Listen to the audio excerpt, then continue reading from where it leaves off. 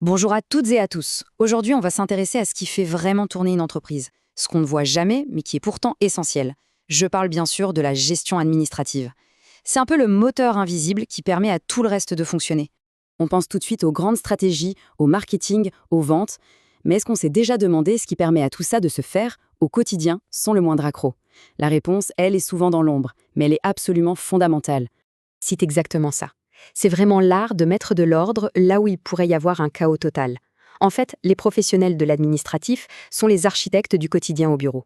Ils construisent un système fonctionnel. Et pour bien comprendre, on va faire simple. On va suivre une journée type et voir comment ça se passe en pratique.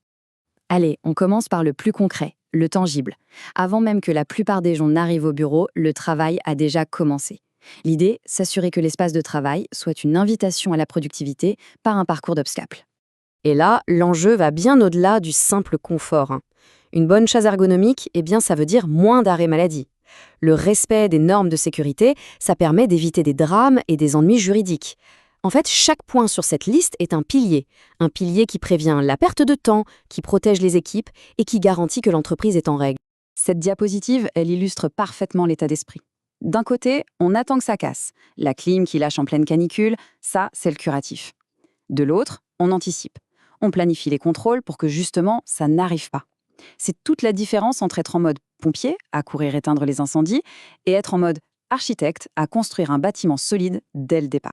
Un bureau sans fourniture, c'est comme une voiture sans essence, ça n'avance pas. Ce processus, qui a l'air simple comme ça, c'est en réalité une mini-chaîne logistique. Une rupture de stock sur un truc tout bête et c'est toute une équipe qui peut se retrouver bloquée. Donc le maître mot ici, c'est l'anticipation. Toujours. Bon, la matinée avance, l'environnement physique est sous contrôle. On passe maintenant à quelque chose de beaucoup moins tangible, mais qui est tout aussi vital, l'information. C'est ni plus ni moins le système nerveux de l'organisation. Ah, la GED, c'est le grand passage du chaos des papiers à l'ordre numérique. Mais attention, ce n'est pas juste scanner des documents, non, c'est transformer une facture papier en une donnée que la compta peut voir instantanément. C'est sécuriser un contrat, c'est garantir que seule la bonne personne a accès à la bonne information au bon moment. Il faut savoir qu'un document, ça a une vie, et gérer cette vie, ce n'est pas une option, c'est une obligation. Il y a les archives qu'on utilise tous les jours, puis celles qu'on consulte de temps en temps, et enfin les archives définitives. Oublier de garder un document qui a une valeur légale pendant la durée nécessaire, ça peut avoir des conséquences juridiques et financières très très lourdes. C'est une responsabilité énorme. Stocker l'info, c'est une chose. La faire circuler, c'en est une autre. La gestion administrative doit s'assurer que l'information ne reste pas coincée quelque part. Une communication interne qui est fluide et claire, c'est le meilleur antidote contre les rumeurs, les malentendus et, au final, la démotivation. L'après-midi, c'est souvent le moment où l'humain prend le dessus. Après avoir géré les lieux et l'info, il faut maintenant coordonner les interactions, les réunions, les déplacements, bref, tout ce qui fait battre le cœur de l'entreprise. Une réunion qui est productive, ce n'est jamais le fruit du hasard. C'est fascinant de voir tout le travail qu'il y a avant et après.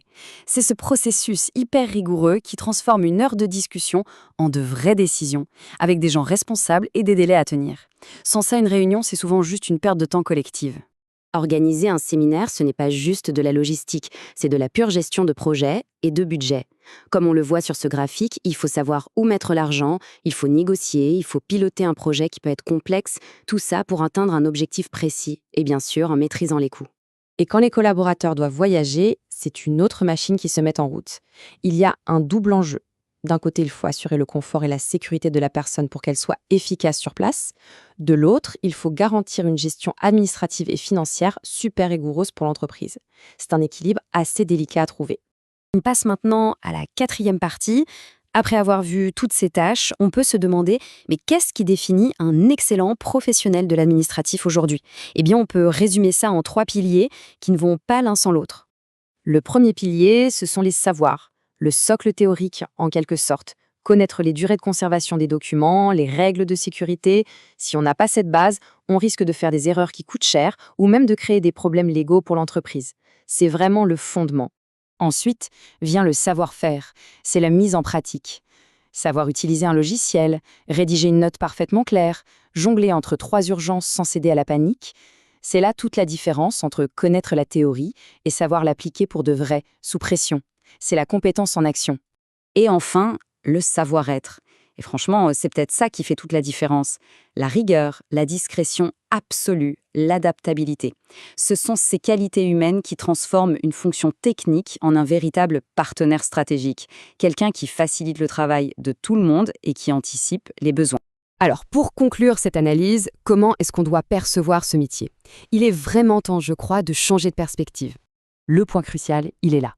Ce n'est pas juste une fonction support, non, c'est une fonction stratégique qui crée les conditions même de la performance et du bien-être au travail. C'est le socle, la fondation sur laquelle tout le reste de l'entreprise peut se construire solidement. Du coup, voilà la question avec laquelle on peut repartir. La prochaine fois qu'on entre dans un bureau où tout semble fluide, facile, évident, est-ce qu'on pensera à regarder derrière le décor, à voir cette fameuse architecture invisible qui tient tout l'édifice? C'est une autre façon de voir les choses. Merci beaucoup d'avoir suivi cette analyse.